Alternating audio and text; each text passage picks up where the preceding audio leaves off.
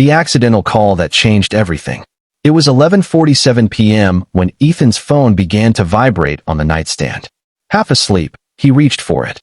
His wife's name glowed on the screen, Amelia Redhart. A faint smile crossed his face. Maybe she was calling to say goodnight from her business trip. But when he swiped to answer, silence greeted him, followed by a low, trembling moan. Then, a man's voice. Deep, confident, whispering her name in a way Ethan never could. The sound sliced through his chest like a blade. He didn't hang up. He listened.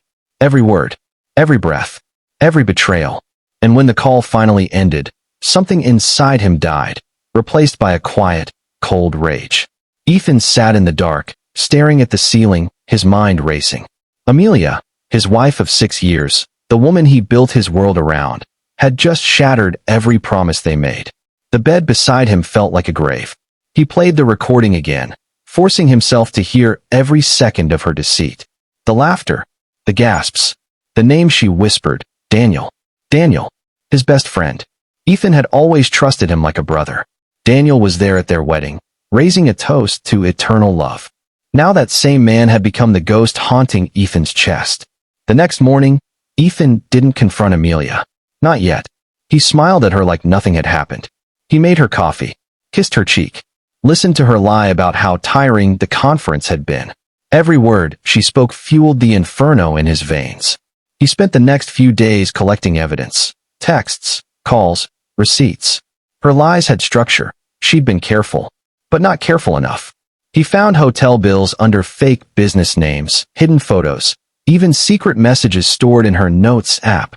Ethan didn't want a divorce. He wanted destruction. He planned every move like a chess master. He started by befriending Daniel's girlfriend, Claire, sweet, innocent, loyal. The kind of woman Amelia used to be before greed and lust hollowed her out. He didn't tell Claire everything at first. He simply dropped hints. Daniel's been working late a lot, hasn't he? Planting seeds of doubt. Within 2 weeks, Claire began to suspect. Ethan showed her a message, one he accidentally found. When she read it, she broke down, sobbing in disbelief. Ethan comforted her, hiding the smile forming inside. Revenge was slow, but oh, it was beautiful. The plan unfolded. One wrong move, and both Amelia and Daniel would lose everything. Their careers, their reputation, their peace. Ethan's rage became his purpose. Every night, he'd replay the call, not to torture himself, but to remind himself why mercy had no place in his heart. 3 months later, the trap was set. Ethan had gained access to Daniel's work emails, courtesy of Claire, who had finally turned from heartbroken to furious. Together, they found incriminating evidence of Daniel's affair with Amelia, mixed with confidential client information they had exchanged in secret meetings. Ethan used that information carefully, leaking fragments anonymously to Daniel's firm. Not enough to trace back to him, but enough to raise suspicion. Within a week, Daniel's reputation began to crack. His colleagues whispered behind his back, clients withdrew, and his boss questioned his loyalty. Meanwhile, Amelia started to feel the chill. Ethan grew distant. He no longer touched her. His voice had no warmth. She asked if something was wrong. He smiled and said, "Everything's perfect, darling." The perfection terrified her. Then came Ethan's masterpiece, a dinner invitation. He invited Daniel and Claire over, pretending it was to celebrate a new project. The tension that night could slice glass. Ethan watched the 4 of them sit around the table, his wife, her lover, and the woman who used to trust him. Halfway through dinner, Ethan stood, raised a glass, and said, "To truth." Then, he connected his phone to the Bluetooth speaker and played the call. The moans, the whispers, the sound that had destroyed his peace. Amelia froze. Daniel's face turned white. Claire screamed and threw her wine glass at him. The room descended into chaos. Amelia begged Ethan to stop, but he kept playing it, louder, clearer. When the call ended, silence crushed them all. Ethan whispered, "Now you all know what truth tastes like." By the next morning, Daniel was fired. Claire left him. Amelia's family disowned her. The world Ethan built for revenge had finally delivered its reward. But as days turned into nights, Ethan realized the silence he once craved was now unbearable.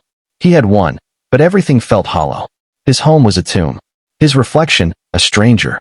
Months passed, and Amelia's life crumbled. She tried reaching out, calls, letters, even showing up at his door, pleading for forgiveness. He ignored her every time. Until one night, she came drenched in rain, kneeling outside his house, sobbing. "Ethan, I lost everything. Please, I can't live like this anymore." He watched her from the window. The woman who had once been his world now reduced to dust. For a fleeting second, a flicker of pity crossed his heart. But then he remembered that night. The call, the laughter, the betrayal. He opened the door. She looked up with hope. "Please," she whispered, "can we start over?" Ethan stared into her eyes, his voice calm, steady, merciless. "Start over? You ended everything the moment you said his name." He handed her a document, the final divorce papers, and said coldly, "This is your new beginning." Alone. Amelia broke down on the porch as he walked away, never looking back. Ethan didn't smile. He didn't celebrate. Revenge had devoured everything. His love, his peace, his soul. But he didn't care. The fire had consumed her world, and that was enough. The next morning, as sunlight crept into his empty house, he whispered to himself, "Justice isn't always clean, but it's always deserved." And for the first time in months, he slept soundly, not in peace, but in victory. Skull moral of the story. Revenge doesn't heal the pain. It simply passes the fire from one broken heart to another.